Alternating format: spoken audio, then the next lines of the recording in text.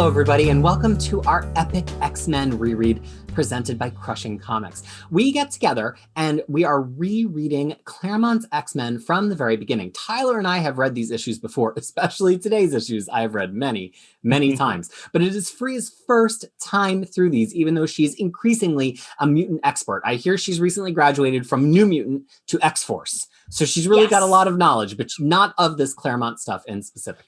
So today we are reading some stone cold classics. It is Uncanny X-Men 129, 130, and 131, which introduces Kitty Pryde, Dazzler, Emma Frost, and Sebastian Shaw. Major, major stuff. Still feeling the reverberations of today.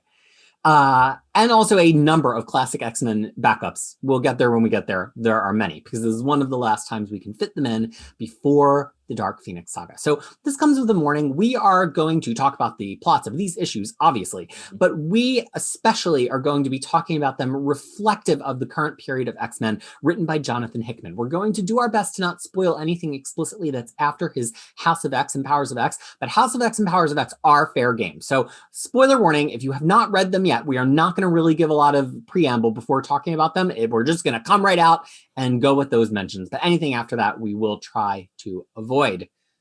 Fariha, did you have a motion to bring to the floor? Yes. We have to kind of talk about the current Marauders team or the roster. That's a very good point. Just the roster of it, because of who the characters are, how they interact here, and goodness, how far we have come. So that's an extremely good point. Just the roster, nothing. No more plot than elements, that. but no if you don't know who's in Marauders, just how can you not? Cover of Marauders 1. Yes, it's in the cover of it. So unless you haven't looked at the cover, you wouldn't it's a spoiler. But some people are just here for the classic read. They're not caught up with the new stuff at all. Okay. So there's a scene in issue 129. Now, and we're really into some of my favorite issues of all time right now, but we'll get there in a second. Yeah. There's a scene in 129 where Kitty Pryde and Storm have their little meet cute to be friends, and they go to a malt shop. So as somebody whose favorite food group is ice cream, I thought we could talk about some favorite ice creams or some ice cream sundae memories just to warm us up here. Especially because that might be a little bit different for us culturally. We all grew up as kids in very different places. So I don't know if everybody had the same kind of soda fountain culture when they were kids. I don't know. What about you, Tyler? Not explicitly a malt shop, or what is the kind of shop that you call that serves it's it's a soda fountain, I would say. Soda fountains? Yeah. Okay. So there is no, there is an equivalent kind of stuff in Singapore, but it's not really, they don't really serve ice cream soda there. So my first memory of ice cream soda is A&W root beer float. Oh my God. I can't believe it. I still love it, actually. I still love A&W root beer. I still love root beers with. But we didn't have A&W root beer in Singapore, did they? Yeah, they did. They did? Oh, wow. They did. We have A&W. So that was the first time I had a, ice cream float. So that was yeah. And to this day, I still love root beer and vanilla ice cream. So. Fariha. So the reason I reacted that the reason I reacted that because that's exactly the same answer as mine. That's why I was reacting to that. Because oh my God. So the thing is, A&W is a first American kind of franchise that went to Bangladesh. I think Pizza Hut came around the same time. And then we all started dressing up to go to A&W so that we can have the root beer float. It was you dress up to go to A&W. Not like your general street clothes. You wear a little bit fancier to go to A&W root beer. Wow. No, it's a franchise. I don't know that I've ever been to a physical A&W. I know the brand, but for you, it was like a restaurant? Yeah. So it was a restaurant class. Yeah. Very fancy.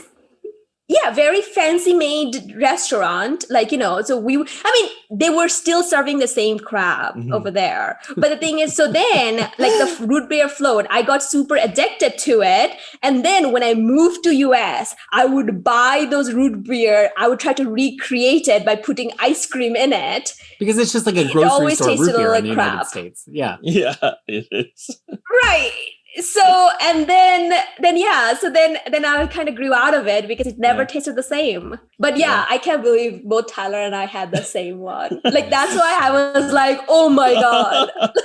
I remember like telling my mom to take me to the NW just to get the root beer because, it's like, it's too much sugar. You shouldn't have it. I mean, it is kind of gross. But the thing is, oh my God, like going there was an event. That we would go there to have root beer float. I can't believe it. But anyway. Wow. Well, first of all, in New Zealand, the equivalent of a float, or at least the local sort of similar thing, is called a spider.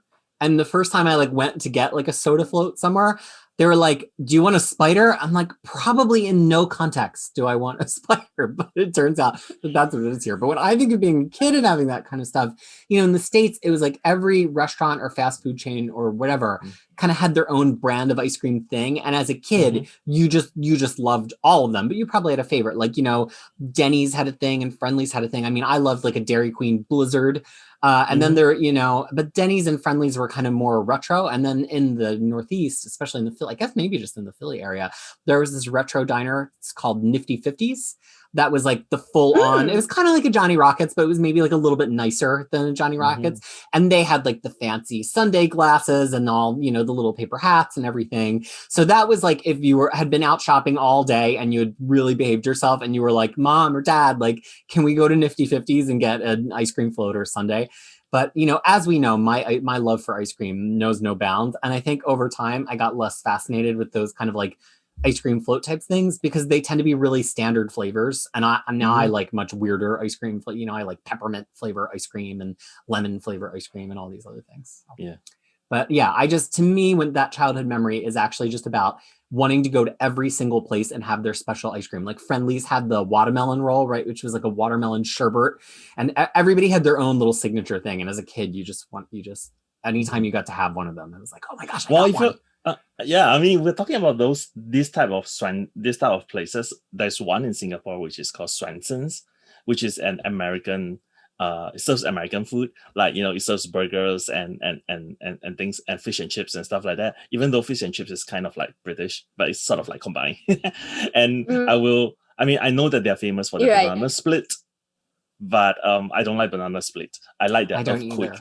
Yeah. So I love the thing that they call it an earthquake, because an earthquake is like all flavors one scoop of ice cream. So you have like this bbig bowl and you have like 20 scoops. That kind of sounds flavors. Like how I eat ice cream. Yeah. And then maybe I'm just and then usually you just order one earthquake and then like your friends, you will all share. So you'll be like, oh, this is great. Oh, this is coffee flavor. Oh, this is a weird flavor. I don't know what that is, but it tastes quite good. And then this one is almond with nuts and stuff like that. So guys, I'm just now waiting for, once we are done with the recording, I'm running to the Wendy's to get the Blizzard. Like, I'm just now all about ice cream, like just talking about ice cream. I am not even joking when I say this. There are a few Dairy Queens in New Zealand, but like there are American franchises in New Zealand because people have like bought the franchise license and opened them here. And at one point, we in this house were jonesing for a Dairy Queen Blizzard so badly that we started looking up the franchise fees to be like, how much could it cost to start a Dairy Queen? Could we just start one and then we could have unlimited Blizzards and we don't have business? Like that is how dedicated we are in this house to our love of Blizzards, that we literally looked up the franchising agreements and costs for Dairy Queen. Sorry, Dairy Queen, that's the one I meant. Yeah. But yeah, I mean, I don't buy ice cream nowadays because I make my own. So we do make a lot of ice cream now too. That's true. Yeah, because you can control your own the amount of sugar that you put in it, and there is no preservative, and you can use like really good cream, so it tastes very different. And also you can make all those whatever ridiculous flavor kind of like takes your fancy. Like you want some like vegan chai ice cream, great. You just go and make it. Yeah, we do that a lot here too. when are we gonna have Tyler's Ice Cream Corner YouTube channel? Like when is that debuting? Like we need that. I will be a guest on every Come on. episode. He can give me the recipes and I'll make them here and then we'll like taste test. I'm ready. Yeah. Oh, perfect. Look at that. Yes.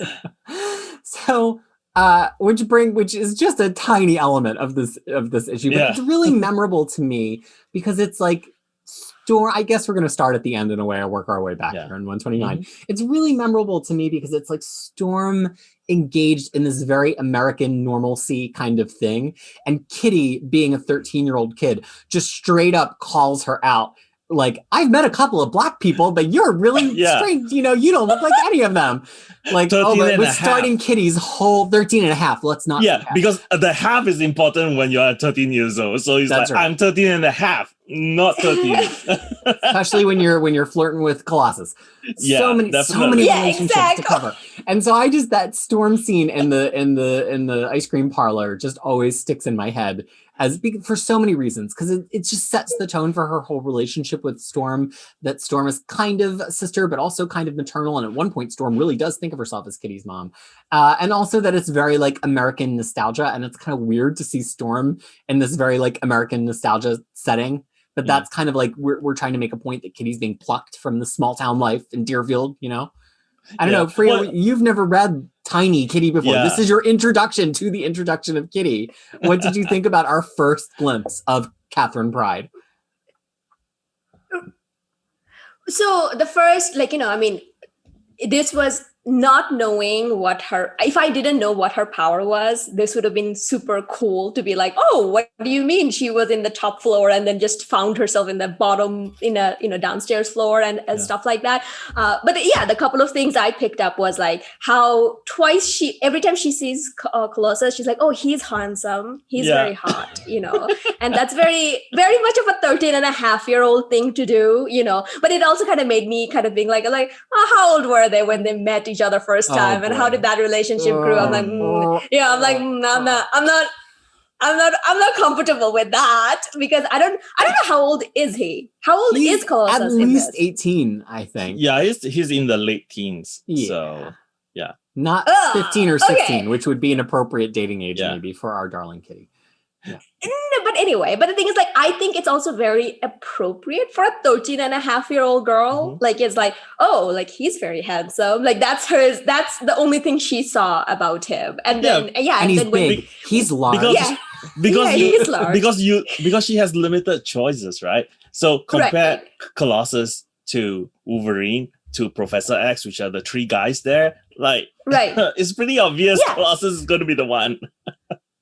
Yeah, but also very limited in her middle America place where she is, right? Because it's like, oh, I met a Black person, Black woman. I also met like a Russian man who is a hunk. So, Russian boy. But yeah, so the thing is, like, I kind of like, those are the two things I picked up on. And then also like Emma Frost is creepy. Like, it's like, these are her things. Like when she looked at it, it's like, oh, Storm is my best friend after just one ice cream. Storm is my best.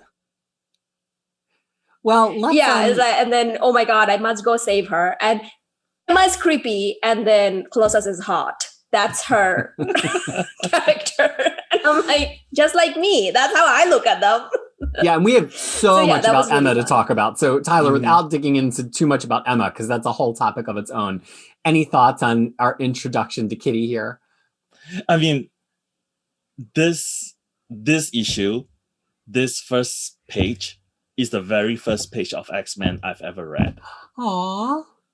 So there's a lot of nostalgia in this issue because the very first book, X-Men book that I read is my uncle's Dark Phoenix Saga trade paperback, and it opens with this page, which is like they're talking about how Banshee wants to retire because he's lost his voice, and they would just fought a hard battle with like Proteus, and I'm like, who is Proteus? Why did Banshee lost his voice? I don't know, but this is interesting. and then it's like, oh, Havoc. At that point, I'm like, oh, is Havoc related to Scott? Because I think he mentioned something about his brother or something like that. And then so there's. I always tell people it doesn't matter which issue you start reading. you just start. I always say that. You just start, because the things that interest you becomes the things you're excited to read. Correct. And then if you're interested in finding out what happened before, well, you have a lot of chances now. But when I first started on this, I'm like, okay, there's no way I can figure out like what happened before this, because, you know, those issues are like selling for like, you know, 50 Singapore dollars for, I mean, I can't afford that. I'm not even earning any money at that time. So I'm like, okay, doesn't matter. Let me just read through this and enjoy it for what it is. And kids these days has wiki, like Marvel fandom wiki. Yeah. Like, you know, that's that, because every question you said, that's how I feel about every X-Men issue I now read, because I'm like, who are this? What's their relationship? What happened before? Who's Proteus? Like, you know, but then I just go to Marvel wiki. I'm like, oh, that's what these people are. Oh, and these are the issues I have to read. So, well, how far we have come. Before we fully rewind to that first scene, which I think there are some things to talk about, I'll just point out, this is the first time we really see Claremont getting to play with a truly young character getting their powers, right? Like these characters certainly were youthful, the Storm, Colossus, Nightcrawler, but not as even youthful as Cyclops and Jean and everybody was in the original class. And this is our first foray into seeing him writing for a teen. And it's, you know, he has a certain idea of how it should be, but it's charming, you know, like she's a regular kid. She's like, oh no, this headache. Oh, you know, she's worried about dance class and boys and tidying her room and, you know, things. And it really kind of shows he has a verb for that, which comes back later for New Mutants. But this is the first time we ever really see that from him. But let's rewind to that first scene for a second. So we've kind of covered it a little bit, but nobody wants to join the team. The X-Men are like, join the X-Men. Banshee's like, my voice is healing. Madrox is like, I'm just a farm boy at heart, so I'm going to live on this island. Alex and Lorna are like, we really are not interested in this X-Men thing, even though we're two of the most powerful mutants. So they all beg out, and the X-Men just go home to discuss and leave everybody else behind on your island, only to discover Xavier's returned, because as we saw, he was concerned about the Phoenix situation. And Xavier just thinks that he's going to like order them around again. Like there's this weird tension throughout this issue between what does it mean to be a family and what does it mean to be a team and what does it mean to just be a kid, a young person. And all of the characters here are kind of struggling between that family, team, person paradigm. Thoughts on that? Xavier was gone for all this time, and then he came back, and there was no kind of tearful reunion or anything. It's just like, hey, I'm back, and I'm the head of the household again. So, and I'm not going to spoil it, but the thing is, I'm currently reading Fractions X-Men concurrently, and this reads very differently when you read that and when you read Xavier's relationship with Scott in that one, because a lot of things happen between now and then. And I feel like this is what's like a lot of start of that. Whereas like, you know, Cyclops is like, Scott is like, I have become the leader as X-Men while you were gone. And you're just coming back and then trying to be the teacher or whatever it is and not knowing how these people work. You're trying, like, you know, and he actually said it out loud. Like, it's like, you were trying to put them in the same class as we were, but you're not, because Wolverine doesn't care about demerit points. Yeah, 10 demerits to Wolverine. Yeah. Like, it's like, you know, Gryffindor house, 10 points to Gryffindor. Yeah. It's like, what are you doing? Like, Wolverine doesn't care about demerit points. He's an immortal. What are you talking about? I know. Well, that's also Claremont kind of like almost like showing how far he's pushed it with Byrne. Like you would almost have bought that at the beginning with Claremont if he was like 10 demerits to Wolverine and Wolverine would be like, yeah, whatever, Baldy. But now, even 20 issues later, it's kind of like demerits. What a ridiculous thing to say in this comic book. Like, you know, that's how he's pushed the concept of it really far in the last 20 issues. Well, and also I think in this interaction, I mean, Professor X came off as really, you know, a-hole to Scott. I mean, he's like, yeah, you know, they don't respond well to you because you are terrible. And I'm like, what? What do you mean by that? Scott fought to earn Logan's respect. And, just barely, an issue or two ago. Yeah, correct. And he has to deal with Logan's attitude for a long time. And you are like, what? Because you're a bad leader? I mean, I'm like, no, you are the bad leader. You left to go to space after having one mind melt with this alien empress. Tyler is becoming Fariha, in case you guys haven't noticed. Like, look at all the things that Tyler is talking about. There's a very Fariha comment, by the way, Tyler. Really? Yeah, if you start saying that, I have to find a different personality for myself now. It's like, what am I going to be upset about? And this is coming from me, who is like very anti-Scott Summers and everything about him. And I'm like, no, Professor, don't say that. The boy worked somewhat. Yeah. But I also think there's a little bit of irony there because the professor is being hard on them and like training them and squawking about demerits, but like Cyclops pretty much just pulled this move. It's contextually was a little bit different because it was in the middle of their mission. It kind of got their minds together, but it's kind of very like father, like son. Like the apple has not fallen too far from the tree here, Scott. You know, and Scott would yell the same thing at somebody who's like, Scott, you're just not doing it the right way, and he would have been like, you're terrible. I'm pretty sure he said that in Fractions Run recently, because where he is right now in his life, he has said it. Like, you are terrible, not me. It's like, Well, and speaking of dynamics that will be echoed for decades to come, now we come to the introduction of Emma Frost. So we've seen Mastermind throughout the Proteus saga, and he jets back to the States at the same time as the X-Men, and passing in the air, he gives Jean this hallucination, you know, that she's still in the 18th century, and he's working his way up to them getting married in her mind before everybody gets home. But by way of Mastermind, we are introduced to the Hellfire Club. And of course, we've read a little bit about them already because we've been including retcon stories, but this is their first like appearance. And we get Shaw, who's kind of this, you know, multi-billionaire mastermind.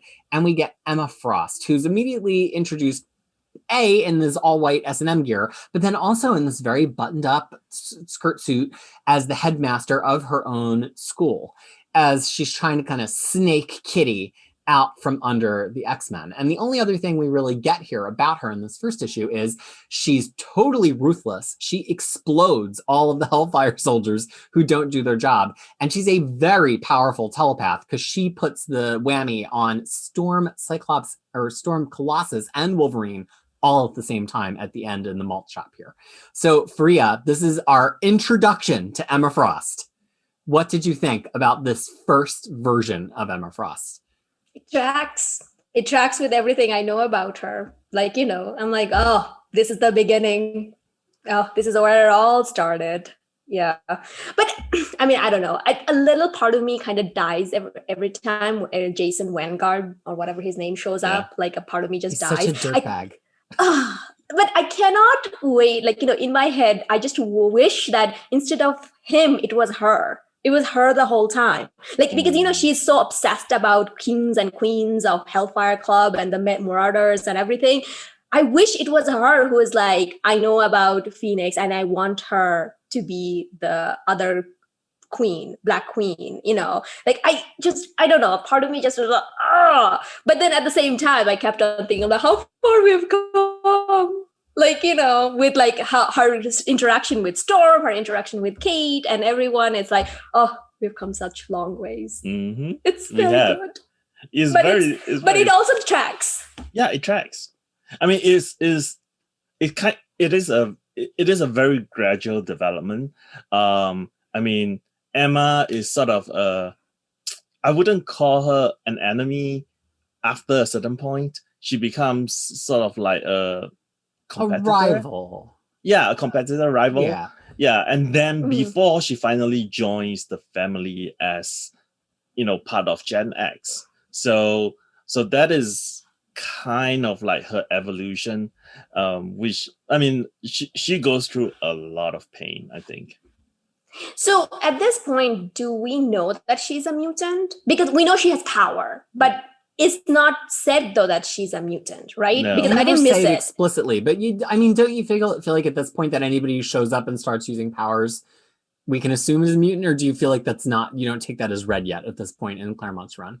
No, because everyone says that, are you an Avenger? everyone that meets them Right. always said that, oh, are you an Avenger? So the world knows Avenger. World doesn't know about mutant power or mutant being a thing yet, right? So that's why I was like, well, do these people, I mean, do any of them know that they are mutant, or they just know that they have power? Like, I mean, I didn't quite catch that. So that's why I wasn't like, and also like, it's kind of weird though, because if you think about it in the real life scenario, it's like, oh, Cerebro only managed to get 2 of them. Why is there other not being captured, like, or being pinged or anything? Why Cerebro doesn't know that Shaw and Emma is? So that's one of the reasons I'm like, okay, like the science need to be. Also, they don't have Wi-Fi at that time. How are they hacking people? Like, they don't have internet. How are they hacking No. people? Warhawk They put a plant. Physical plant back in 110 in the filler issue. Yeah. Oh, that tracks. Yeah. That tracks. So a random filler issue got turned into something that is important because yeah. Which is peak Claremont. Yeah, it is Yeah. very peak Claremont. Yeah, because I kept on thinking about them. Like, how are you hacking people? There's no internet back then. You need internet to hack people. It's not Yeah, but connected computers to could anything. still be How are you networked. hacking? I mean, there were Yeah. networks Yeah. of computers in 1980. Correct. Yeah. But So also to the Cerebro point, and then I'll I'm turn not it as over to old as you Tyler. people. I think that the Cerebro thing is kind of like they're just manifesting their powers like this. And I think this has been repeated in the future. Kind of like Cerebro catches, you're about to get it in X-Men 325 or 525. Cerebro kind of catches your biggest ping when you first kind of flare up, when you first use your power, when you first manifest. And then maybe you like kind of become background noise a little bit, because theoretically there's mutants all over. But like the first time a powerful mutant does something, we have Kitty, who's having headaches and clearly is kind of phasing through some random stuff. And then we'll get to Dazzler in just a moment. But back over to Tyler. Oh no, I was about to say that like they, when you look at the sentence here, they say that that says that, oh, these 2 mutants are both potentially quite powerful. It takes on a new meaning when in light of Hoxpox. So they are like, Cerebro is maybe just like trying to target the powerful ones or something like that. And then it mentioned a little bit about Cerebro. There is this. Oh wait, maybe it's not this issue. Sorry, I jump ahead a little bit too fast. Well, I think the only other thing to say about this issue before we jump ahead, and 130 and 131 kind of flow together, is Logan's first interaction with Emma is he does not like the smell of her. Smell. Like I was rolling my eyes. I couldn't roll my eyes enough. I'm like, are you serious? Like she might have some good perfume on, but she smells like bad intent. Please. No, I'm like, have you smelled yourself? Like, in my notes here, my cue Fariha's eye roll is when Scott finally explained the choline part and why he does not feel any grief to Jean Grey. And Jean's like, whatever, I already knew that. I'm constantly reading your mind for unfaithful thoughts. So I mean, I have decided that I hate these characters. Like, I don't care about it. And I just let my hate flow now, because I'm like, I'm not going to try to like them. And to be honest, when I do it that way, it's actually very good. Because, I mean, like I said, I have been really trapped with Cyclops for too long now, for the last week, because of all the things I'm reading. I'm like, you know what? Let me just hate him without condition, I'm just going to do that. And it's like, she's just Fred. I'm like, no, she's not. She gave you a key, Scott. Give the key back. I know. Like, # give Colin's key back. Like, like I couldn't. But we talked about Hoxpox. I just want to also mention though, is Xavier's annoyance is because of Hoxpox, because he's so annoyed because he wasted time, and then that's why he's like, kind of like pushing them further, because something got reminded again that, or maybe he found out Proteus is dead and it's like, oh, we took a step back. And that's why he's, so I kind of read it in that point of view. And I was like, okay, I kind of get it why he's mad. Well, let's remember, the reason he came back from space is Yeah. because he was reading the after action report and he realizes how powerful Jean has quickly become. And he does have some knowledge of the Phoenix, because we know that in Moira's life number 4, there was the Phoenix 5. So we don't know that Jean was necessarily the Phoenix, but he definitely knows what the Phoenix is based on Moira's recount of her past lives. Right. And maybe that's why he wanted to train the X-Men more, because he's like, well, we need better team, like because something is coming up. I don't know. I read it that way. It's infinitely better when you read it that way. So I mean, we often talk about how good Burton's art is. I want to talk about how I feel like he doesn't draw Kit's face at all. No. Like Kitty doesn't look like 13 and a half years old. She looks old, like older than that. So that I think is kind of his like Achilles heel. He cannot draw younger faces. 130, the big thing that distinguishes this from the next issue is it's the first appearance of my favorite, Dazzler. And Dazzler it's like her big breakthrough night. She finally got this booking. She's got her face makeup and her giant hair and her disco ball roller skates. And it just so happens that this is the night that the Hellfire Club is going to try to abduct her. And Scott and Jean and Nightcrawler are going to kind of counter abduct her. And I just love the whole beat of how like grimy this part of New York City is. And they're like, oh, where are we? And like the club, Jean's like, I don't want to read anybody's minds here in the club. I love that they're playing this disco, very late stage disco, right, in 1980, as just being like so seedy and undesirable. That it's like too much for Jean to even snoop on what the people in the club are thinking about them, and that they're all just making all these rude comments to her and Scott. I just love this issue so much for the disco scene. It's also very much just like, this is not a good disco. Like it's like, this is it's not good disco. Like disco is dying, you know. Yeah. So, I mean, I really like that from that point of view. But yeah, and Dazzler look awesome. I mean, like, with her hair, her makeup.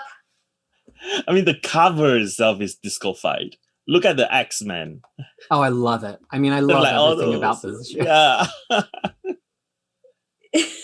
There's so many disco balls. Yeah, so it's okay. I mean, and there are other sources have covered Dazzler's history incredibly well. If you want to go hear kind of the whole thing, you know, places like Explain the X-Men have done it. But since you're listening to this right now, the thing I'll point out is that Marvel had been working with Casablanca Records, who is the label of a lot of artists at that time, including Cher, to try to develop this hero that they were going to have be the disco hero and then have somebody record music for it and then create a tie-in and then maybe do a movie. I mean, it was going to be like Gem before there was Gem. And originally, for a really long time, Dazzler was going to be linked more to the look of an artist like Grace Jones. Like she was originally going to be black. That was if you look at the original designs for Dazzler, she was not a white character. And so kind of at the last minute, things happen. There's so many stories you can read about it. And we got this version of Dazzler here. But she had been stuck in like development hell for a while as they were trying to work out how to introduce this character, what this character was going to be, if she was going to get her own series, et cetera, et cetera, et cetera. So I'm always super fascinated by that. Can you imagine? Can you imagine if the MCU's first mutant is Dazzler? It's like Dazzler TV show. That's how we get whole mutant. I mean, and then her. Yes, I can imagine. Yes, yeah. Like, I don't mind. Peter is all about it. Yeah, Peter is definitely on it. Yeah, Peter is like, yeah, bring it on.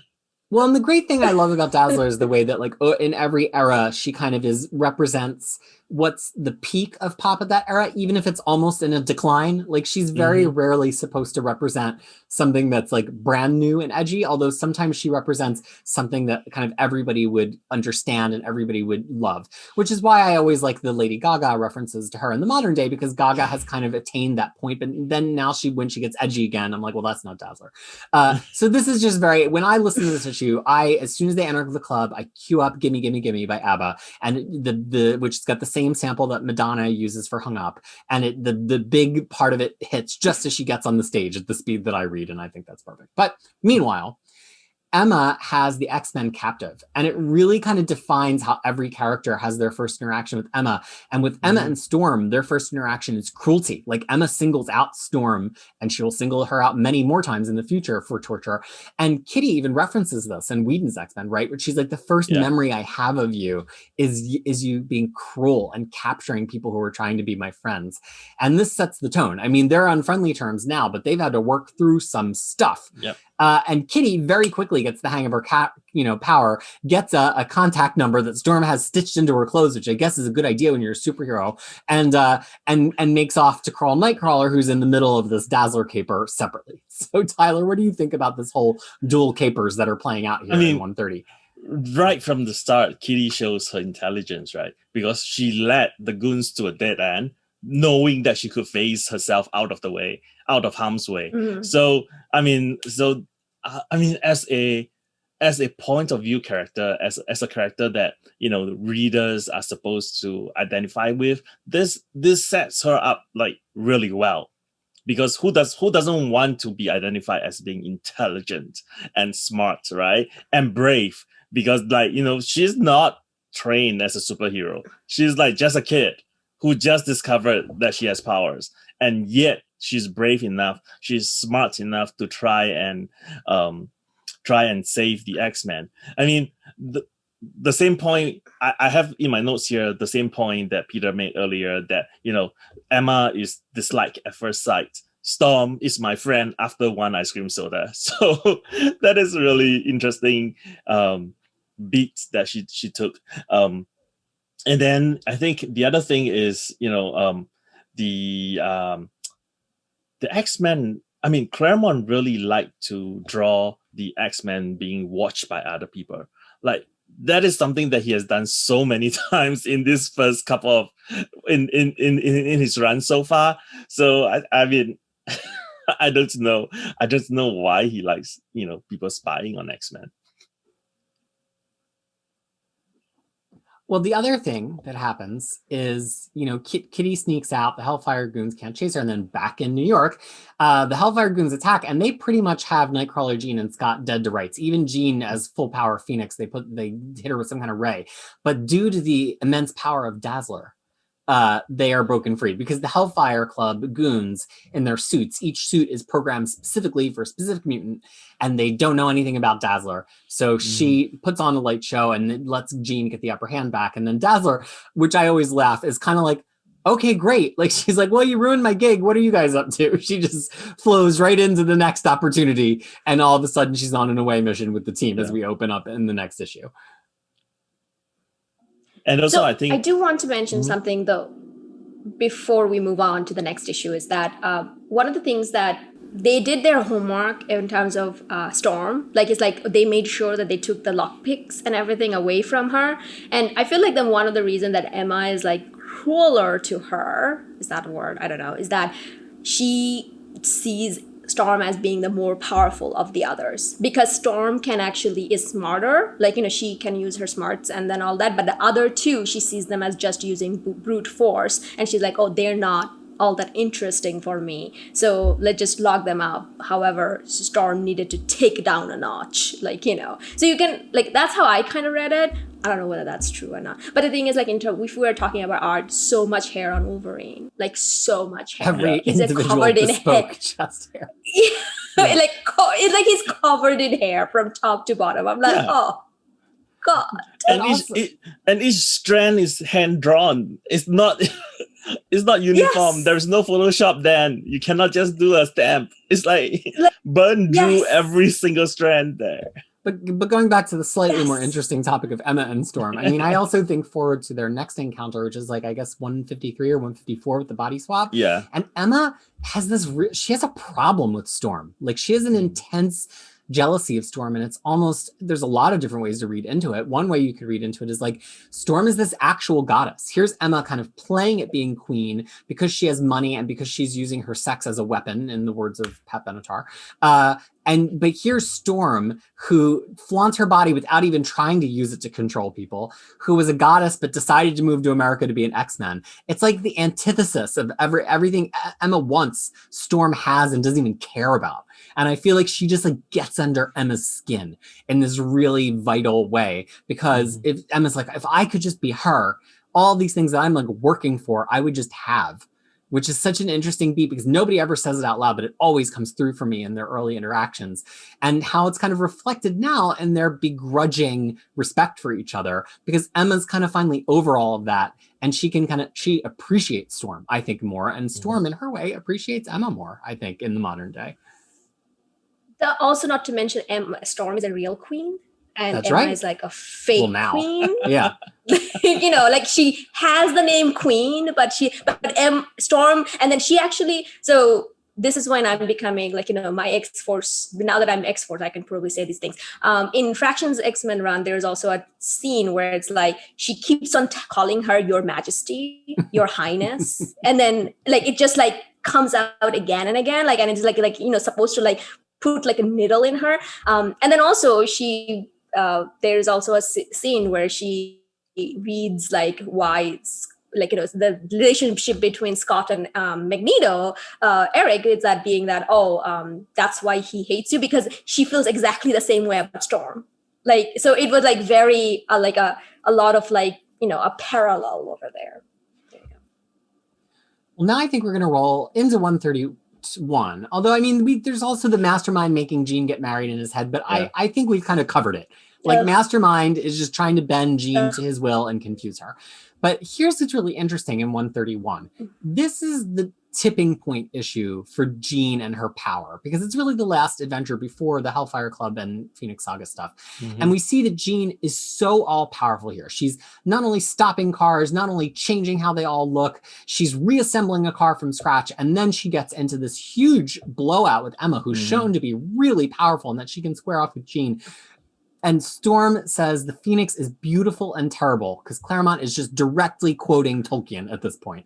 And so this really is the issue where I think fully what's being teased throughout the Proteus saga is that Jean is just not something any of us understand or know here, especially, but the other side of that, and then I want to see what Fariha thinks about it, is that we also get a sense that her morality has been worn down a little bit. She's just a little bit blasé with people's lives here in a way that we haven't seen Jean be in the past. Between the car crash, between Emma just being left for dead in the rubble, Jean has kind of lost that superhero edge that usually the X-Men have had up until this point. And it's in minor ways, but enough that it's really unsettling to Scott and Storm. So Fariha, what did you think about that? I mean, like you said, that nobody understands Jean. Maybe I just don't understand Jean. I mean, like it's this whole thing is like she's so powerful and everything. Yet Jason Weingart can just mop the floor with her. I mean, I don't get it. Like it's just like, is this like, she shows all of this, but then she's taken down a notch, and it just happens nonstop. So at this point, I just stopped caring. I'm like, sure, I'll probably figure out in Phoenix Saga what's her deal is, and then I'll know. I mean, this was the same problem I had when she was there in the movies, and I'm having the same problem again here. It's like, okay, so what is it? Like, is she powerful or she's not?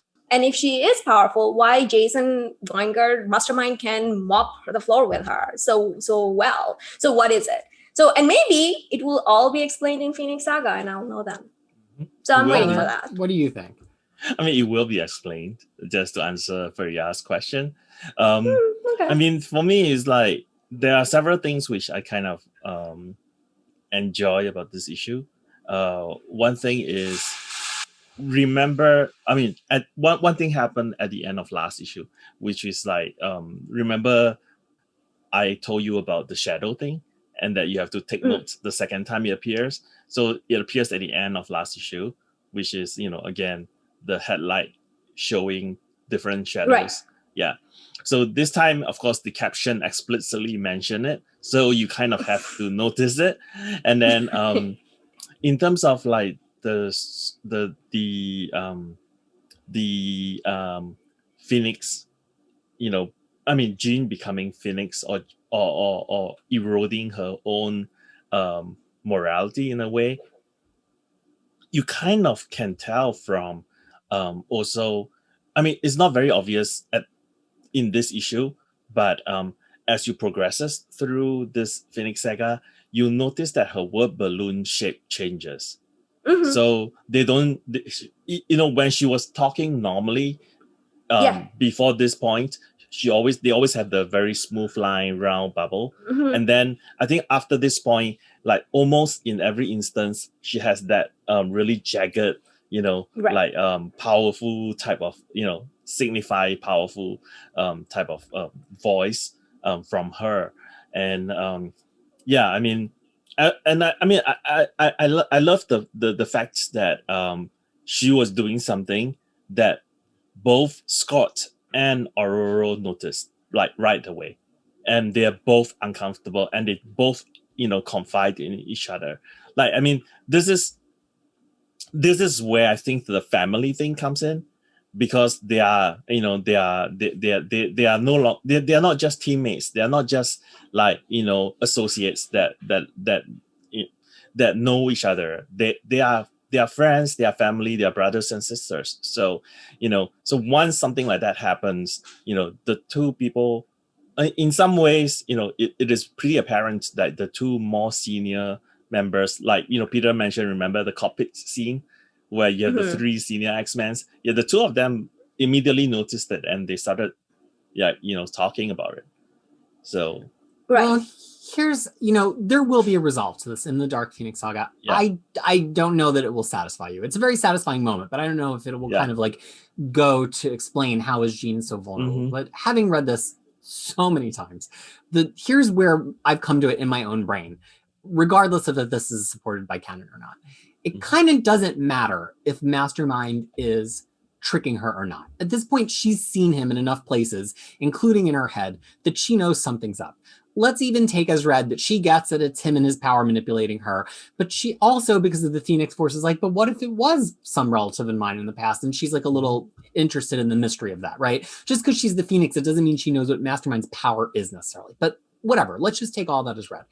The thing that's interesting to me about how Claremont executes it is, it's kind of like if somebody gives you an ethics problem, if somebody gives you the trolley problem or one of these other classic kind of morality play problems and asks you to figure it out, even if you know it's a farce, even if you know it's an allegory, even if you know that there's no answer and they're just taking you through a mental exercise, by virtue of going through the exercise, the way that you think about the exercise will change. You can't, and until you become a really good critical thinker, philosopher type person, the act of learning it, the act of going through it changes you. And so what Mastermind is doing is he's presenting her with these series of moral choices. And sometimes she makes a good choice and sometimes she makes a bad choice. But having seen the choice and having participated in the choice is fundamentally altering her as Phoenix. It kind of reminds me of The Good Place. I don't want to do any spoilers. It's one of my favorite TV shows. I think it's so clever and smart. But it's kind of this idea of, it's so good. It's awesome. It kind of is the idea of like, the more you unlock somebody's ability to think about ethics and think about morality and think about philosophy, they can't help but be changed. Like there's really no going back. And that's how I've now come to read this Mastermind arc. It's not that he's trying to like ruin Jean, or it's not that he like needs Jean to be his lover, although he wants that. He's trying to make sure that he takes her through a progression of choices that unsettle her enough that it will change the way that she reacts as Phoenix. And even if you're this all-powerful psychic god, you can't resist that. Like you can't debate critical thinking. You can't debate moral philosophy. It's going to shift your narrative. So I don't know if that's just like fan wanking or if there's anything to that, but especially somebody who's also seen The Good Place, without spoiling that for people, please let's not. But do you kind of feel where I'm coming from a little bit? So the only difference in this is that the choices, or whose choice is this? And this is why I'm saying, if this was the sole story like this that existed, where the women is being manipulated by men. Yeah. I would be like, this is great. But given that this is the same dumb trope in every one of them, and it's always super, especially Marvel has this problem with every one of their female characters. It's like it comes from trauma, it comes from violence, it comes from they have a backstory of that, of a man manipulating them. So when I look at it from that point of view, I'm like, not again. So it's just, everything you said is actually very valid and very true, but the fact that it's like a same story being told again and again, it just loses its virtue, So it just makes me think that, okay, well, I've seen it before, so now what? It's just, that's, I think, why I am more okay with Storm's story, because her story is just it's not her trauma is, or like nothing about her life is like a women specific. It's just a thing. But yeah, she just gets to be Storm. I mean, there are some things that are gendered for Storm, but very rarely is it because she's a woman that XYZ plot exactly. happens to her. Yeah, exactly. But the thing is, like over here, it's like this. Like, I mean, the whole idea was like, okay, what are you trying to teach by getting her to marry? Like, I mean, what is that? That's a very specific to just because she is a woman. And then the whole thing is like, oh, she can't control. It's like that's what I'm saying. If this was Emma controlling her, this would have read so differently. Even though it's the same exact things were happening, it would have read so differently than the same old tropes again and again. That's where I'm reacting to, you know? So that's why I'm like, okay, sure, whatever. This will get resolved and we're going to move on. So, you know. Tyler, what do you think about all that?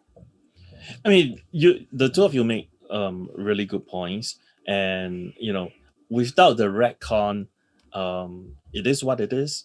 But with the retcon... there's a retcon? I mean, at this point in time, when they are writing this, Jean is still Phoenix, right? Mm-hmm. I mean, Phoenix and Jean is like the same thing. Right. Right. So, but then later on, there's a retcon with that. Oh. But with the retcon, it could be viewed as the Phoenix is actually trying to figure out what morality is, which is why she's playing along with like Mastermind. Right. That's that's much closer to how I now read it. Yeah. Oh, so the thing is, it's not even Phoenix. Like, it's not even Jean Grey. It's not even Jean Grey. It's the cosmic force as a human trying to figure out like what is this morality? Why, you know, that the humans are so involved with, like, why is it so important? Okay, so I don't know whether that's making it worse or better for me, because then I'm like, then what's the point of Jean Grey? Like, why is she in every movie? Like, why is she even a major character in this franchise? You have to. We've never seen Jean Grey as of now. Movie. You have to drop the movie. The movies are bad. Well, so I think this actually goes. I know about that. I'm not talking about Phoenix Resurrection. I'm not talking about any of that. But I'm talking about that. Why then we have never seen Jean ever since I started reading this. Only 3 issues or pretty much. Yeah. I mean, well, again, at the time it was being written as if you were seeing Jean, but we know because of the Phoenix retcon that really it's not, right? It's really interesting because you really go back through Jean's history and you're like, how many of these amazing things that I attribute to Jean were Jean, right? Mm-hmm. And that I think comes to a larger point that I think addresses what you've both said. And then I think maybe we'll wrap up on these issues and move to classics, which is that this is, I think, the problem with kind of putting this early material on too much of a pedestal. And I especially feel that way about Dark Phoenix Saga. Like, I love the Dark Phoenix Saga. It was formative to me. It was some of the first back issues I ever got to read. It's some of my favorite issues. I still think 137 is a perfect issue. We're going to get there in just a few episodes. Yeah. But people think it's going to be this big modern thing that's like the equivalent of a modern event. You know, they think it's going to be Secret Invasion. They think it's going to be War of Kings. It's just not. Like, they're only in space for one issue. What it is this kind of a gradual, by degrees, corruption of the Phoenix cosplaying as Jean Grey. And because of that, and because of the regressive issues with it, because of the fact that it's a man who's, you know, mystifying her by saying, marry me, even though I'm a dirtbag, some of it just does not hold up. And I think when we put all this X-Men material on so much of a pedestal, which we started out for doing with Fariha, and eventually we've started to erode our own putting it on a pedestal, I think we do modern readers a disservice. Like, you do not have to read the Dark Phoenix Saga. You do not have to love Jean's journey. There's probably 50 better Jean Grey comics that were written after 1990 compared to this. Dennis did one. Yeah. So it's like, I still love this. And I think it's fun to go through it because you find these beginnings, right? The Emma and Jean, and I forget this sometimes because I get so focused on like the Emma and Kitty and the Emma and Storm stuff. Emma and Jean hate each other on contact. Like, This is when Emma decided, I'm going to take your man. I'm going to steal your man. I'm going to take your man from you like nobody's business. You left me in the rubble. And that's the minute she decides it. To be honest, if that is the reason she's with Scott, go girl. Do it. But go for it. That's the value in reading this stuff. People just elevate it. They deify it because it's got all these amazing stories. The stories are fine. It's amazing because you can see the connections That's to me the reason to go back and read this material if you're a modern reader. And you might still love it. You might totally, totally love it. And one day we're going to find an issue that Fariha just totally, totally loves in this run. And you've liked a few. But I think to just be like, it's the be all and end all and Jean is perfect and this run, it's just like, it's harmful to new readers who you're trying to get interested in X-Men to be like, you got to read the Dark Phoenix. No, you don't. The other point of that is though, it's like stories have come far since then, right? Yeah. Like we talked about Good Place, Good Place has it has come for so the thing is, if I am as a modern reader who have seen all of this, I think I'm doing disservice to these stories though, if I'm looking at it from the modern reader point of view, right? And I try my best not to, but at the same time, it's hard not to roll my eyes. It's like, okay, another one of those. And so I understand that. Because the thing is, I have heard it so many times that, people, apparently Claremont is considered to be like feminist writer who writes women, and women themselves went and up to him and said that, they were surprised that he's a man. There's all these stories and lores out there. They are all better. But at that time, women didn't know that we could have better stories. Right. You didn't know there was even more to have. Yeah. Even more to have. Because now you have Hawks, now you have X Factor, now you have Hawkspox, you have all these stories. So now you're like, okay, well, that's it. But at that time when you were starved for those and you kind of love whatever you got. So there's that aspect of that as well. So I'm just saying that it's not that because I was trying to understand why this character, what's so special about this character, because this character is like very staple in X-Men lore. People cannot stop talking about it. However, every X-Men I've read in modern time, she's dead. So why? So now I'm going back to it and I still didn't get that answer. Why? And that's more of a me problem than a Jean problem. To that point, right? You need to take baby steps before you can make that giant leap, right? So in some ways, I completely agree with the two of you in saying that these, at that point in time, these are like really valid, really affirming type of stories. But in retrospect, with with another 30 years of stories behind us, it's not going to hold up the same way. Well, before we go on, I kind of want to talk about a little bit about how Professor X is also a giant freak in this one, because he's like, I knew I was right in holding back and playing observer. I'm like, seriously? Well, and also kind of grinds against the thing that he was just saying, which he was going to make them go to the danger room more and give demerits or whatever. Yeah. But now he's in the field with them for the first time in a really long time. And he's like, well, I decided to hold back. Yeah, I'm like, seriously? So he didn't. So here's the thing. He didn't. He's just upset a lady telepath took him down a notch. Yes, and 100%. He's just coming out and saying this. Yeah. That's the way to read it. He was not. He was taken out so fast. I think this is why it's so important. How it looked when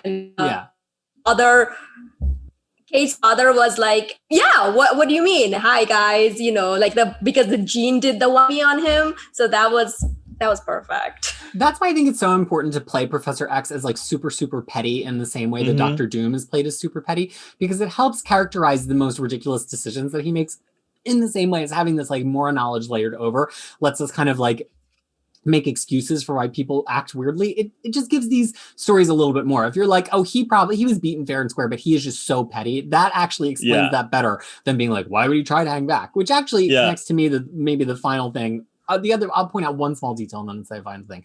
Kitty is very surprised when she tries to phase into Wolverine's cage to help him in some way, but she just pops the lock. So she doesn't even fully realize that she has her like electronics phasing power disruption power.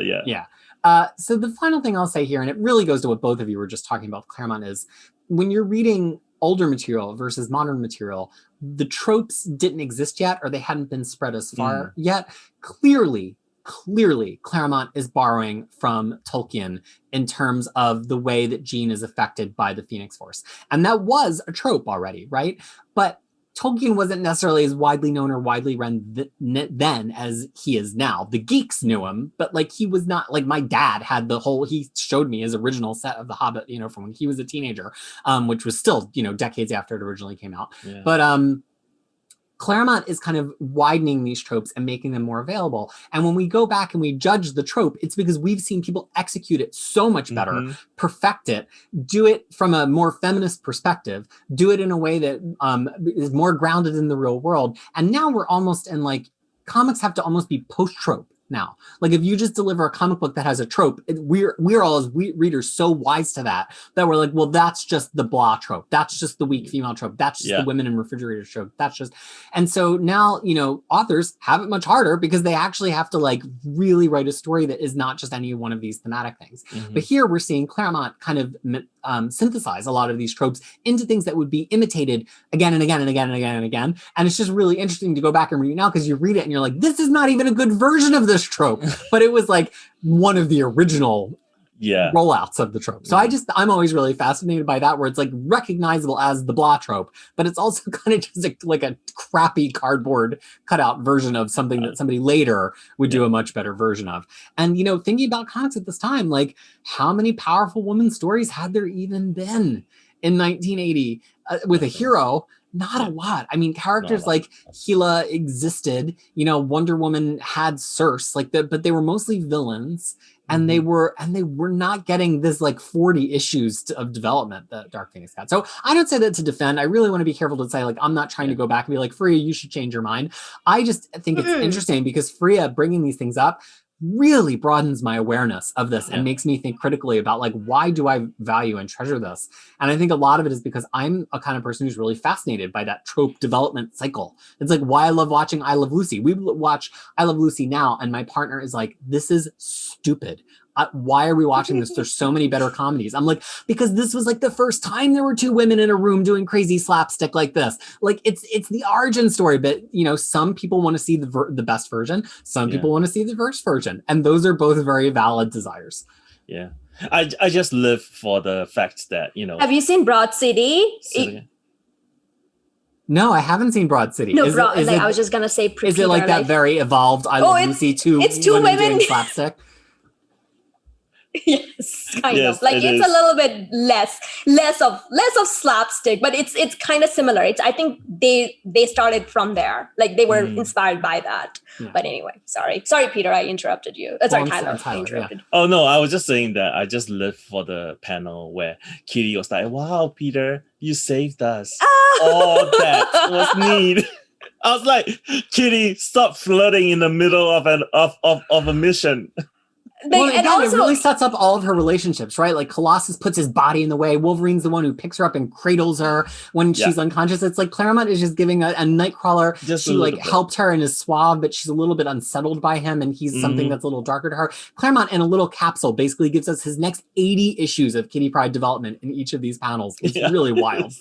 And also there is also another thing they were running, and she's actually staring at Peter, like she's staring at the whole time, like, and they're actually running for their life, and she's just looking at her, and I'm like, whoa, girl, you have no idea what's coming your way. Like, you know, I know what you did to him.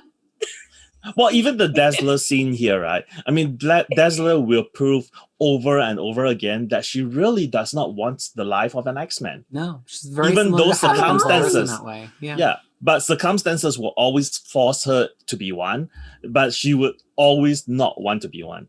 So I mean, would you though? Would you? Well, it depends if Colossus is on the team or not. Just like Kitty. Okay, so we have a lot of classic issues to get through. And I think after having read them, I think I disagree a little bit, but with the official order that they're in. So I might even shuffle them from what we said last issue. But in order of the issue numbers, the ones we're reading are 20, 34, 35, 36, and 39. They're not necessarily the ones that just go with these issues. They're the stories that fit here because there's a break during 129 when a lot of things can happen. Yeah. So I think the first one that we should talk about, and the only one that we're not just going to like lightning round our way through, is 36, which is a Moira MacTaggert story. Oh my freaking goodness. I've never read this before. And last night I was reading it like mouth hanging open. as I was reading it. So and it's by Fabian Nicieza, who doesn't do a lot of. Usually it's Claremont and Nocenti. So I was like, oh boy, Nocenti Moira's story, this is going to be messed up. But no, it's Fabian Nicieza. So this So Moira is on Muir Island. She's gotten rid of everybody that's there at the beginning of 129, except for Sean, just Banshee. She cannot shake him because she's grieving for her son. But really, she's grieving for her whole Life 10 Moira X plan being set back. Clearly, Hickman knows this story really, really well. And Sean just keeps going at her to like be like, no, you can't mourn this way, Moira. To think the first time I saw you, I thought you were the most beautiful housekeeper I'd ever seen shoot an automatic machine gun.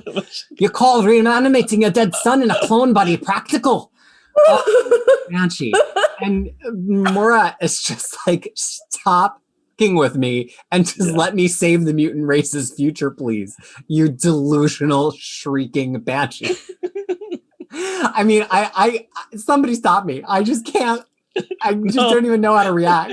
Go ahead. I mean, I love your reaction, and I'm going to enjoy Fariha's reaction too. So Fariha, please go ahead. I mean, that's what I'm saying though. It's like this one issue. I mean, it's I don't know. Like, can I really marry Hickman? Because I mean, I wouldn't put all of this together. Like, who takes all of these stories and puts it together like that? I mean, it's as of right now, every single Moira appearances fits with House of X 2. Every line. Everyone. And I have gone through them. I'm going through them right now and I'm reading them. And it's like, it's every one of them fits so much. She did not kill the Proteus clone because she changed her mind, because she already knows that that's not going to succeed. So she did a whole show in front of Banshee and then killed it. And this is the first appearance of Resurrection Protocol. Yes! This is the first appearance. Because she's like, well, I wouldn't call it cloning. Yeah. Yes. Like that's the thing. She said that I'm not going to, and then she actually was also starting, I think she's trying different things with it. Trying to plan. And then she also said that my son, he can think about it. And that is what Proteus does for the Resurrection Protocol now. This is what he does. So this is the start of all of that. But then this is also confirmed Proteus is a rape baby. So having not read it before, I was like, oh no. Yeah, we're not going to get into that. And then that's also kind of last issue. Yeah.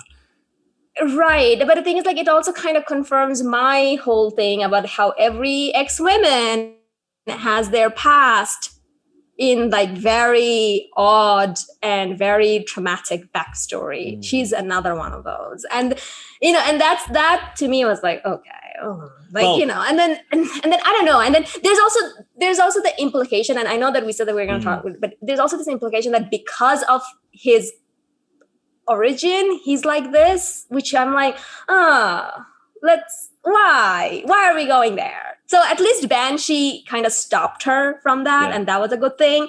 But yeah, there's this implication that, he's bad because his origin was, and I'm like, let's not do any of it. Tyler. Anyway. No, I was just saying that, like, well, you have just been introduced to an ex-woman that does not have this baggage. So not every one of them, but I get your point. Yeah. Right. So, but it's like a broad stroke. It's saying it is a broad stroke, yeah. But it's also a broad stroke of women in fiction in general. And that's why it rile you up so much because of that. So I mean, I completely agree with everything that you two said. I just wanted to point out that I love this classic X-Men cover, which was drawn by the late Steve Leiter, who passed away earlier this year. I just thought that this is so striking because it just has two colors on it. It's just red and yellow, But yes, when I saw this story and when I read it, I was like, wait, this is written by Fabian. I was like, oh my God, that's my call. It's the machine gun. He just had it all the machine gun in that moment. Yeah. I mean, the thing I think I'm actually both of your interpretations work for me better here, but reading it by myself, I was like, Banshee cares about Moira in such a genuine, unvarnished way that it's almost like, well, I don't think she gave up her plans for Life 10 because of love. It kind of like stirs something in her at the end where she's like, there's other ways to get to the same finish line. It's like, she, if he wasn't there, she would have gone through with it in that moment. And she's still going to go through with it because she knows she has to. But Banshee kind of softens her, and she maybe like realizes like, there's different ways to get to this point. I don't need to like do this right now, in this way right here. And so I don't think that's saying, oh, the power of love convinces Moira to do things differently. It's like she's never had Banshee in her other lives. She's always been engaged in these very like usurious, she had a person, but she's engaged in these very kind of usurious relationships, and Banshee's such a puppy dog to her. Yeah. And it like maybe makes her like see that there's another side to this. Yeah. That's what I thought. Mutants need love too. They can't just rule. She just came from this apocalypse life, So she's probably reminded of her Life 1 husband because where she had like children and and she lived to a ripe old age and she passed away. Do you think she thinks about those kids a lot? Maybe. I mean, it's 10th life. The 10 life. Like the one life was like one life was 10,000 years. Yeah, I know. One life expanded 10,000 years for her. Yeah. So the thing is like, nah, she's not thinking about it. Well, unless I don't know how she views time. No, but that's the thing, right? So she wasn't thinking about it until she met Puppy Eye Sean. And then she got reminded of it. Back. Yeah, so she got reminded of it. And she's like, okay, maybe I'm going to take like, a few months break, while this thing plays out, and let me enjoy my normalcy for a while. So, I also kind of want, no, I was just going to say that. And now she put him in a cave. Okay. So, I know I said X Factor people. That's what I'm saying. I know I said that we would lightning round through these, but I'm interested to know how much Fariha has to say about number 34. And just in terms of order, so there is like a break during the training in 129 when we can insert some things, and it's probably not likely that the characters are doing a lot of stuff between the end of 131 and 132, because 132 really starts like the Dark Phoenix stuff proper. So any of these kind of like asides kind of have to happen already. So if we wanted to put them in order, like 20, 34, 35, 39, they're all kind of in this space. I'm going to talk about 34 first because I just suspect this is the one we might have the next most to say about. And I really kind of just want to full scale turn it over to Fariha on this one. Yeah. So this is by Ann Nocenti, and it is a fascinating character study of Emma Frost. And I believe maybe at this time, it's one of the first times she's been written by a woman. Maybe Louise Simonson had snuck in and written her for a second in New Mutants before this in terms of actual real world time, but it's just a full-on character study. And before we hear from Fariha, I want to read a quote that she says to this Hellfire Club maid who's like, how dare they degrade us with these costumes? Emma says, yes, you wear that outfit and men look at you and it cheapens you. But when I wear it, it cheapens them. Let me explain a few things about sexism, girl. It's all in what you use it for. So Fariha, what did you think about this Emma Frost issue? It's a whole thing, and given that it's written by Ann Nocenti, which we have seen so far, written some wild things in classic X-Men. I think it's a lot of tropes of how women sees feminism. Like it's a lot of that discussion as well, because I think there was a quote, and I'm so sorry I forgot who said it, but it's like patriarchy is a smog we all, or misogyny or patriarchy is a smog we all smell. So, or we all sniffed in. So I think a lot of that is talking about how Emma is like a quintessential men rights women trope. That it's like she's powerful because she uses the she sex. Has like. Yeah. Oh, yeah. Hell yeah. So she has a lot of that. And I think it's like a lot of that, like it's a lot of conversation about her. And also she's like, oh, sexism is what, and I'm like, no, that's not true. That's really not true. That's genuinely 100% not true. That's not how anything works. That's the same exact way if let's say a white person say to a black person, like, it's like, oh, this is how you, racism is how you use it. Like, what? No, stop it. So it's there's a lot of that layer to it. And I think I was glad that at the end, the maid woman, that she kind of got away with like, oh, okay, she is actually one of, like, she is not as much power as she thinks she is in. So I'm glad that was also included in this. But yeah, I mean, a lot of that was like, oh boy, like, whoa, there's a lot. Like, it's like, none of that. I think she gotten better since then. Like, now as a character, she has gotten better about these things. And I'm pretty sure she doesn't probably believe in that anymore. But yeah, all of that was, no, that's not how it is. That's how she thinks she needs to be, that's how because that's the world she inhabited. And that's what she thinks this is what, like, a strong woman means, but that's not. And I'm pretty sure a lot of like, 21-year-old feminist women also views themselves this way. But with time, she will probably think they will realize that that's not the case. Because it's an older version of feminism too. I mean, we're talking about the feminism literally 40 years ago. Well, 35. Right. So, yeah. So, I mean, that's what I'm saying. So it's like, there's like a lot to unpack. Tyler, any thoughts? I mean, the thing is this, I mean, whenever I read a Anne Nocenti's story, you kind of just cannot take it at face level. So I like on face level, she's saying that, yeah, this is sexism. Sexism is supposed to be power. It's supposed to be, it's how you use it. But I think her actual comment is right at the end, where the maid says that you think that using sexism is power. Is like, no. And she's and Anne Nocenti is basically saying, no, it is what it is, regardless of what you think, how you use it, or how you think it is power and domination. No, she says, I mean, I think so she inserted herself in there and said that, no, this is not.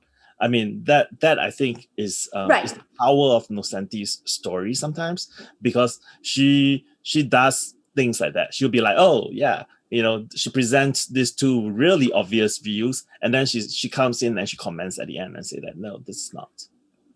Right. And I think like this is like the one time we got a woman inserting herself into Emma Frost story and talk about how Emma sees it. And then there's also the Leah Williams version in the X-Men Black, the one. And I think that was like a more modified, like, she understood what she was going to go through and where she is and all of that. So I can see how those two kind of play together to be like, okay, this is where she thought she was, and but then later she realized, maybe not. Yeah. So.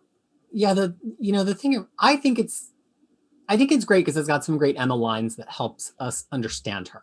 Mm-hmm. Does that mean I think she's right in her thinking, or that she's even being fully aware of her motivations? Not necessarily. I think just because we get good lines from a character doesn't mean something's been revealed about them. Just because they think it's true, it doesn't mean it's true.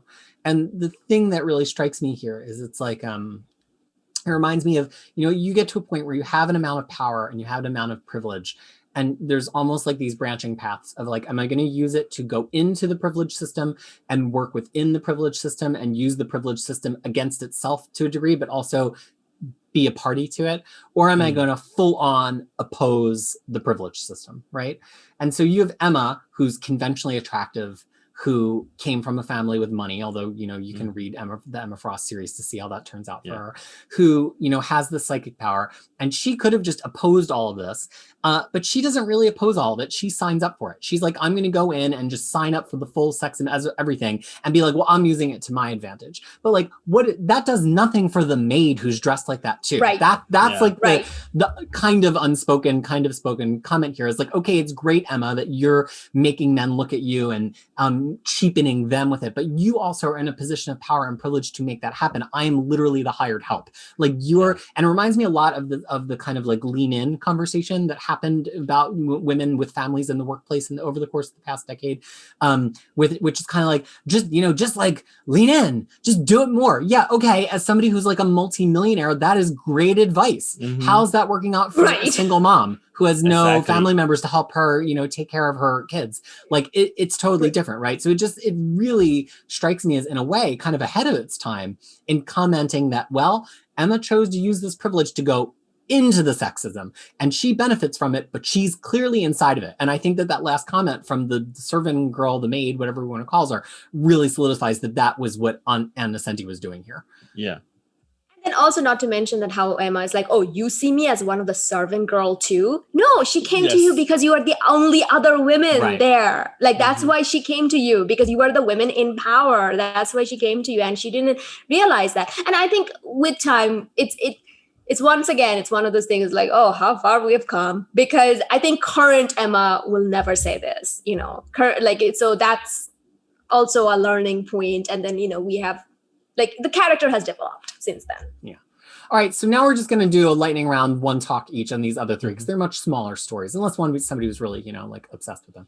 So Classic X-Men number 20, this one's by Jo Duffy. It's a brief Storm solo adventure. She's on a brief vacation, maybe on their way back from your island, who knows, and she finds out about a wrong industrial death that is actually creating pretty much zombies. And so Storm has to fight some zombies as a part of this investigation of this wrongful death. It's very good. I mean, in sense that, we get to see a mutant going out and helping humans. Like, I don't think we have seen that as of right now. So there was like one of the stories where she's in vacation. She hears about this woman who lost her husband and stuff. And then she goes investigating. It was very good. I liked it. Tyler? I mean, it is kind of on the nose that she was, because when I read the first page, I was like, oh, why is Storm marrying Tony Stark? And it's kind of because it's sort of an anti-capitalism, pro-environment type of story. And it's kind of also, the timing is also quite important, because this is actually written in 1988, which was like 2 years after the Chernobyl disaster. So I'm pretty sure that has a impact on how they frame the story. But I love this. I don't say I loved it. I like it, and the art is actually suitably creepy here. So All right. I feel really similarly. Like, it kind of just abruptly ends. It's like, okay, I defeated the zombie people. Like, we don't get to see her talk to the woman who lost her husband. Yeah. We don't get to see what happens to the company. It's this little capsule. And it's one of these things that is like, you could have a great Storm series. There's so many things for Storm to do, and like, it's cool to see her in this kind of ecological thing, because I think a lot of times when Claremont, and this is not by Claremont, this is by Jo Duffy, but Claremont actually writes the X-Men as kind of being very attuned to ecological problems a lot of the time in a way that a lot of other super teams aren't. So the next backup story is Classic X-Men 35. It is by Daryl Edelman. It's a little dream sequence of Kitty's brief moment of unconsciousness in the alleyway at the end of Uncanny X-Men 129 before she hops a ride with the Hellfire Club, who are abducting Storm, Colossus, and Wolverine. Fariha, what did you think of this one? I thought this was written by Ann Nocenti, because this was trippy as F. Like, it was so creepy. And then there was like also the Dancing Queen reference. How did you like that, Peter? Oh, it was my favorite. That's all I wanted to ask you. But overall, it was very trippy, and I think like it's like a very interesting way that she finds out how her power works. And it was just like, a lot of things going on, and she just gets up and like, I'm gonna go save the X-Men now. So I loved it. It's just like so trippy, so wild. And, I want to see more of these stories where kids finding out what their mutant power is by acid trips. So why not? Bring it on. Tyler. I don't have much to add to that. I mean, I agree. But to be honest, it's not one of the story that I actually gravitate to or remembers. So because it's so weird. And I'm a goody two shoe. I've never done drugs of any sort, so I don't know what it feels like to be tripped up. Tripped up like that, and figuring Kitty's out just hopped up on ice cream here. Canonically, it's just the power of her sundae. Bring us back to the beginning of the episode. That's right. Yeah, I can't say that I love this. I think there's a couple of interesting thematic things here about like how she immediately recognizes, Xavier and Emma as being in opposition to each other, and she immediately sees this kind of refuge in Storm. But I just feel like somebody today could redo the story and it would be so much more meaningful. Like it's actually kind of a very surface level version of Kitty.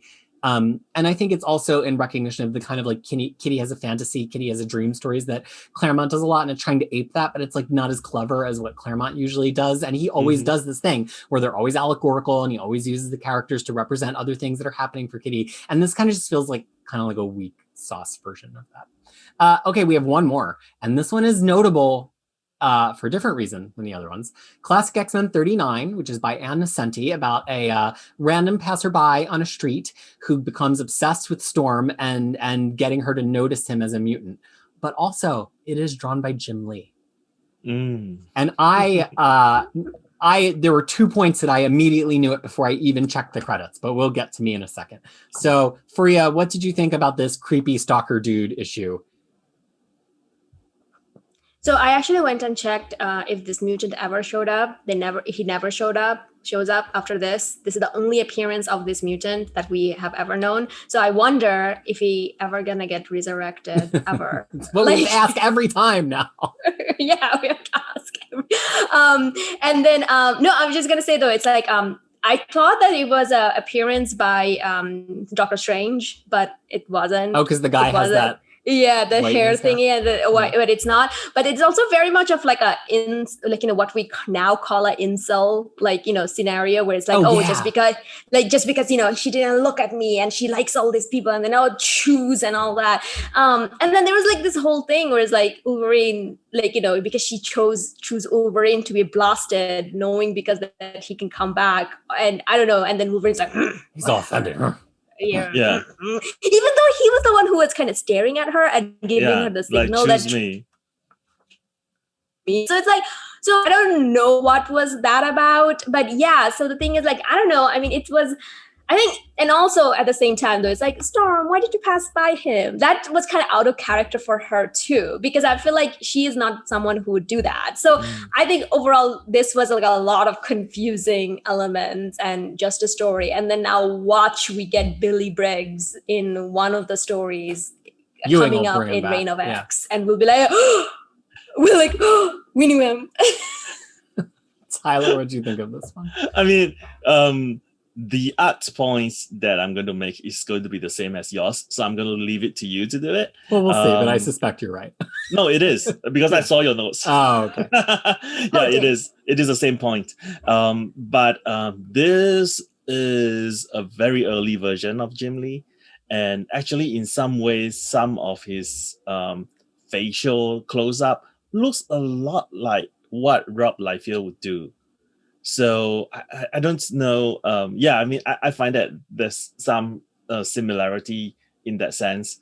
But I mean, this is really just, I think, notable because of because it's Jim Lee drawn. And I did note the point where Wolverine's reaction is kind of weird and I don't understand that. So, yeah. Well, so the thing... I mean, I don't know.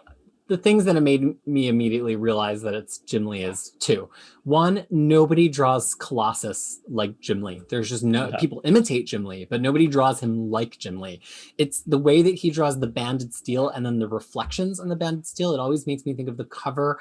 It's one of the Muir Island Saga issues. It's like 279 or 280. He just has a certain way that he does it. And I hadn't looked at the credits and I didn't get it from the faces. And then when he showed Colossus armor up, I'm like, this is a Jim Lee comic. And the other thing is that Jim Lee draws Wolverine's face without the mask in tight close-up in a certain way. He just does it in this certain way. Other people do it kind of similarly, but Lee just has a certain quality that he gives his cheekbones, a certain quality that he gives the way that his hair frames his face, and it's just unmistakably Jim Lee. Storm to me didn't look as much like a Jim Lee Storm for a while, and I was wondering if maybe it's the inks, because it's Joe Rubenstein inking him, who is not always his inker. Usually I think by the time we're reading him, it's Scott Williams. I think Storm's face and the faces in general look a little bit softer. You saw Liefeld. I kind of almost saw some Silvestri, and that Silvestri Destry kind of does a little bit of a softer face than Jim Lee, who uses a little bit more of an angled line on faces sometimes. But yeah, I mean, the story is the story. It's just this creepy incel story. It's like very innocent-y. I don't know what you want me to say about it. The interesting thing is that, you know, Storm has to make this choice between two people that she loves in a familial way. And she makes the very pragmatic choice, which maybe is interesting for Storm in this period, because Storm is often depicted as emotional, but she's like emotional and pragmatic. And she's like, Wolverine will survive this guy shooting at him, so Wolverine can take the hit. But I don't think it's notable other than to see early Jim Lee art. Correct. I mean, I also mentioned that, I mean, I also have a note here that says that Jim Lee is already drawing Colossus the way he did in his run, but he has still not found the way that he drew Storm and Wolverine yet. Yeah, he hasn't. The Wolverine mask is like not the standard. It's not Jim the same. Lee, Yeah, you know. It's getting there, but it's not the same. So. Well, that is our supersized conversation about all of these X-Men issues and classic X-Men backups. The reason we put them all together here is because it is a sprint through the end. We basically have 3 more installments for you, and we can tell you what they are right now. Next episode, we're going to talk about Uncanny X-Men 132 through 134, which is the beginning of Hellfire Saga proper. We're also going to read 4 classic X-Men stories in there. Classic X-Men 40, which happens after 131. Classic X-Men 40 and 42, which is a much earlier story about Scott Summers, but it was reprinted alongside here, and this is our last chance to read them in this read, so we're reading them now. And a similar story in Classic X-Men 44, which is an early Rogue story that is not too much later than the Scott story. So even though they are not contemporaneous to these issues at all, we're still going to handle them next episode, because then after that, we have Uncanny X-Men 135 and 136. Alongside those, we're going to read Classic X-Men 37 and 38, which is a Dazzler story that's happening sometime right around there, because it's after her initial adventure with the X-Men. And then finally, we'll get to a story issue that deserves an episode all to itself, Uncanny X-Men 137, but we'll also be reading Classic X-Men 43. That's it. We're almost at the end of season 1 of our epic X-Men reread. And Fariha, why is it that we get together so often and so long to talk about these issues? Because X-Men is better when it's read together. That's Truly, right. Guys, it is. It really, really is. I am getting so much from them. I mean, if I could say anything to any of you, it's like, take your favorite comic that's always been your favorite comic that you think is like unassailable genius and read it alongside somebody new. It is a wild ride, and it will make you appreciate it in new and different ways. And I'm so happy that we took the time to do it here on the show. So on the behalf of Fariha, Tyler, and myself, until the next time we see you to talk about Uncanny X-Men 132 through 134, thank you so much for being a part of our epic X-Men reread here on Crushing Comics, and we hope that you're well. Bye.